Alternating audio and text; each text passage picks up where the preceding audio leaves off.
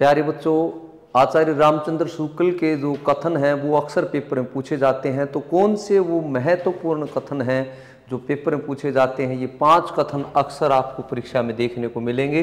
तो देखते हैं भाई, सबसे पहला जो कथन है, जिस प्रकार जब इनसे काव्य की परिभाषा पूछी गई तो शुक्ल जी ने ये परिभाषा देते हुए बताया कि भी जिस प्रकार आत्मा की मुक्त अवस्था ज्ञान दशा कहलाती है, उसी प्रकार हृदय की मुक्त अवस्था रस दशा कहलाती है। हृदय की इसी मुक्ति की साधना के लिए मनुष्य की वाणी जो शब्द विधान करती है उसे कविता कहते हैं। तो देखिए प्यारे बच्चों, यूं कह रहे हैं सर, जिस प्रकार आत्मा की मुक्त अवस्था, कि आत्मा जब मुक्त होती है तो आत्मा मुक्त होने के बाद, मुक्त मतलब आत्मा जब शरीर से निकलती है तो शरीर से वो मुक्त हो जाती है, मुक्त अवस्था ज्ञान दशा कहलाती है।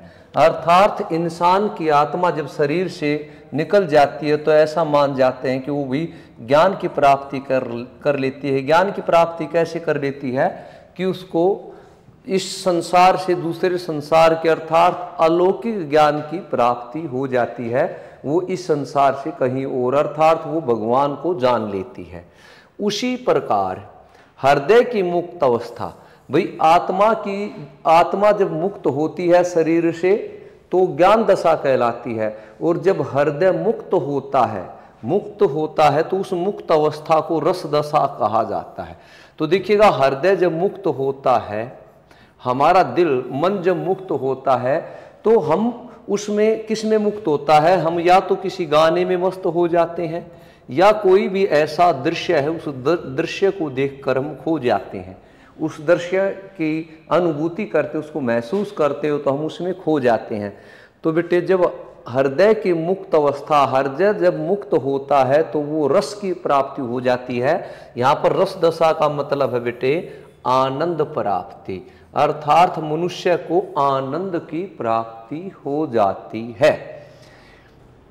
हृदय की इसी मुक्ति साधना के लिए, देखिए प्यारे बच्चों, अगर आप काव्य शास्त्र पढ़ते हैं तो काव्य शास्त्र में ये सबसे पहले रस को ही काव्य की आत्मा घोषित किया गया था। तो रस दशा क्या है? अर्थात उसी के बारे में बता रहे हैं।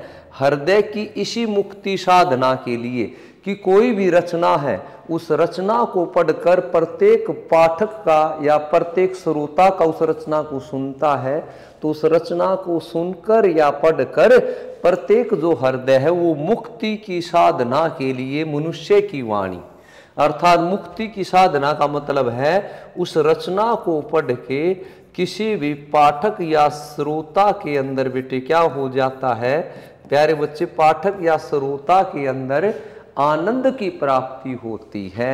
उस आनंद की प्राप्ति के लिए मनुष्य की वाणी जो शब्द विधान करती है, कोई भी मनुष्य का मतलब है यहाँ पर लेखक कह सकते हैं आप या कवि कह सकते हैं, कि वाणी जो शब्द लिखती है।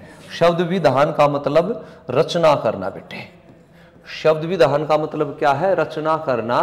तो वो क्या, वो कविता कहलाती है या उसे कविता कहते हैं। अब जरा ध्यान से सुनना बेटा इसको। शुक्ल जी कहते हैं कि जिस तरह से आत्मा की मुक्त अवस्था, जिस तरह से आत्मा की मुक्त अवस्था ज्ञान दशा कहलाती है, अर्थात मनुष्य की जब आत्मा इस शरीर से निकल जाती है तो हम ये मानते हैं कि उसको ज्ञान की प्राप्ति हो गई।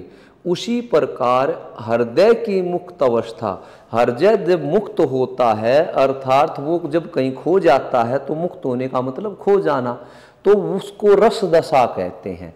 हृदय किसी रचना को पढ़कर सुनकर इतना आनंद में हो जाता है, वो बिल्कुल मुक्त हो जाता है, एक तरह से ऐसा लगता है शरीर में है ही नहीं, उस रचना में खो जाता है।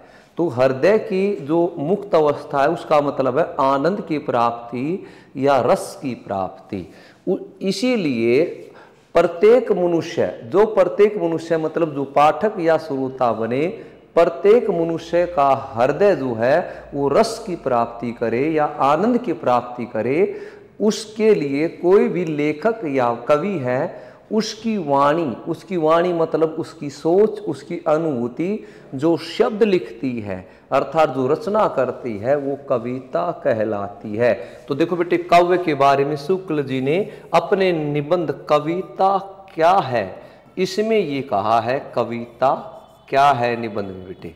ठीक है, उम्मीद करता हूं आप लोगों की समझ में आ गया होगा। अगर नहीं समझ में आए तो बेटा फिर पूछ लेना कमेंट करके। नीचे डिस्क्रिप्शन बॉक्स में आपको बेटा इसका लिंक भी मिल जाएगा इस वीडियो का, और अलग से कमेंट बॉक्स में आप कमेंट करके अपने पूछ सकते हैं।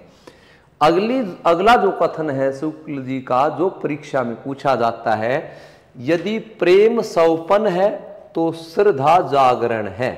यदि प्रेम सौपन है तो श्रद्धा जागरण है। कितना बढ़िया कथन कहा है। अगर कोई किसी से प्रेम कर बैठता है, प्रेम देखिए हम व्यक्ति से भी कर सकते हैं और हम वस्तु से भी कर सकते हैं, प्रेम कोई किसी स्थान से भी कर सकता है। प्रेम कोई किसी से भी कर सकता है। अगर किसी व्यक्ति से प्रेम करता है तो देखिएगा ये है बेटा, यदि प्रेम सौपन है, जैसे आचार्य रामचंद्र शुक्ल जी समास शैली के लिए भी जाने जाते हैं कि वो समास शैली में, निबंध में समास शैली का प्रयोग करते थे। तो बेटा जो विकार संबंधी जो निबंध है वहां से लिया गया है प्रेम और श्रद्धा। अगर प्रेम सौपन है, देखिएगा प्रेम में अगर सौपन आते हैं जी, आते हैं ना सौपन प्रेम में कि भी हम ये करेंगे हम वो करेंगे। ठीक है, पहले जब हमें प्रेम हो जाता है, जैसे मान लो आपको पढ़ाने से प्रेम हो गया, मैं ये बनूंगा मैं वो बनूंगा, ये करूंगा वो करूंगा, तो हमें सौपन आने लग जाते हैं। तो प्रेम देखिए कितनी बढ़िया बात कही, यदि प्रेम सौपन है, प्रेम में अगर सौपन आते हैं तो श्रद्धा जागरण है। उसमें सपने आते हैं तो श्रद्धा जागरण है। हम जब जागरण करते हैं भगवान में, अगर हमारी श्रद्धा हो जाती है तो फिर हमें नींद नहीं आती, इसलिए हम जागरण करते हैं। तो बेटे श्रद्धा जागरण है, अर्थात भगवान हमें बिल्कुल एक्टिव रखता है, भगवान हमें सोने नहीं देता। हमें किसी में भी श्रद्धा हो जाती है तो फिर हम जगते रहते हैं। कितना बढ़िया, कितनी छोटी सी पंक्ति कथन, और बेटे कितनी बढ़िया बात कही है शुक्ल जी ने, अक्सर पेपर में देखने को मिलती है। चलिए भाई अगला देखिएगा, धर्म की रसात्मक अनुभूति। जो धर्म है उसकी रसात्मक अनुभूति ही भक्ति है। तो देखो बेटे, कोई भी जो धर्म है उस धर्म में जब आपको आनंद मिलने लग जाता है, अर्थात कोई भी धर्म है उसमें आनंद मिलने लग जाता है, आनंद की हमें अनुभूति होती है। अनुभूति का मतलब है महसूस, अर्थात जब हमें किसी भी धर्म में रस बोले तो आनंद, किसी भी धर्म में हमें आनंद या मजा आने लग जाता है, जब हम ऐसा महसूस करते हैं तो उसी का नाम क्या है, उसी का नाम भक्ति है। भक्ति नामक बेटा इनका विकारी निबंध है, विकार संबंधी निबंध है, चिंतामणि में संकलित है, वहीं से ये कथन लिया गया है।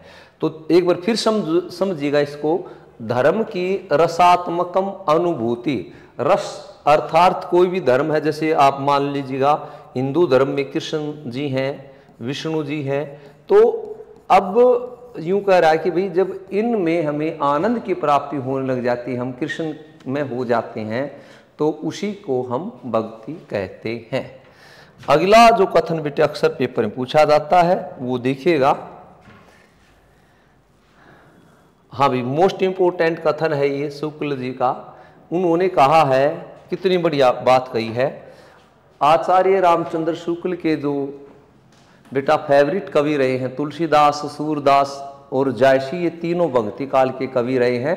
तो सूरदास जी के बारे में शुक्ल जी ने क्या कहा है, और उस सूरदास की 3 रचनाएं हैं बेटे, सूर सागर,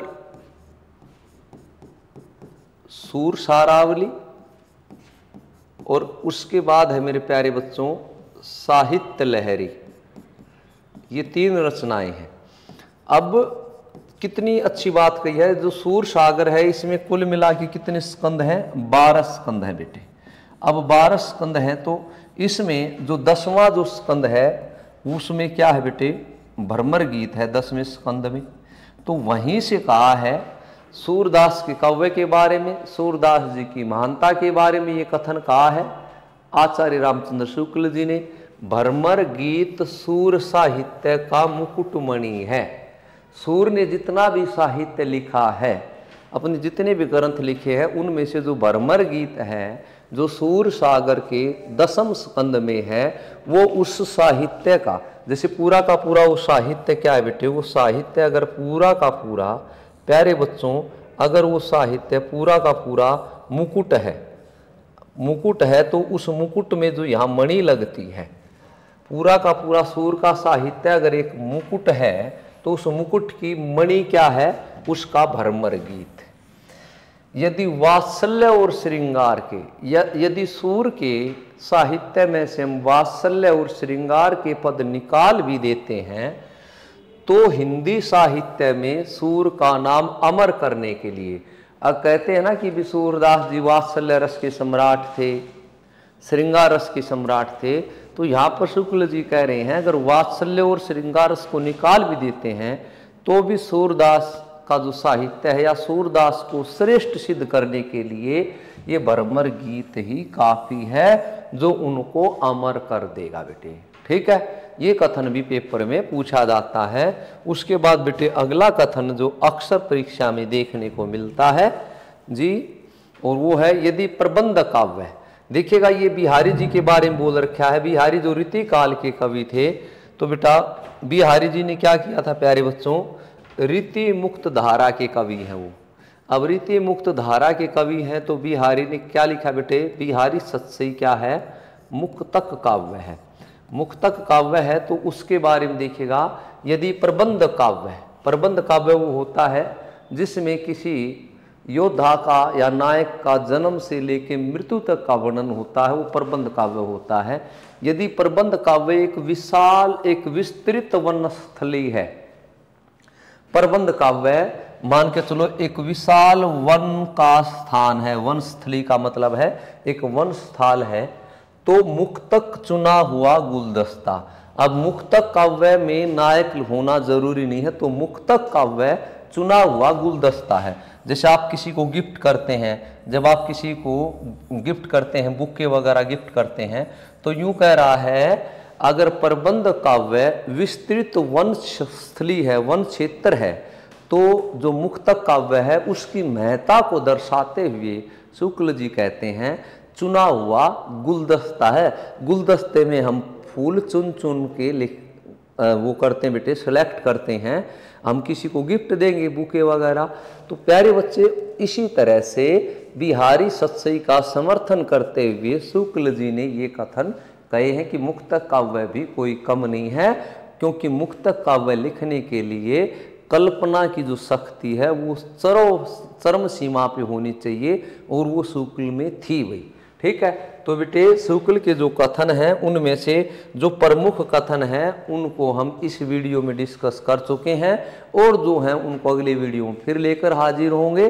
प्यारे बच्चों, अगर आपको ये वीडियो अच्छी लगती हैं तो प्लीज़ इस वीडियो को लाइक करना, दिल खोल के शेयर करना। अगर चैनल पर आप पहली बार आए हैं तो बेटा मैंने बहुत सारा कंटेंट करा रखा है, एक बार चैनल पे आप उसको देख लेना प्ले लिस्ट में जाके, और बेटे चैनल को सब्सक्राइब करके और बेल आइकन ज़रूर दबाना। जय हिंद भाई।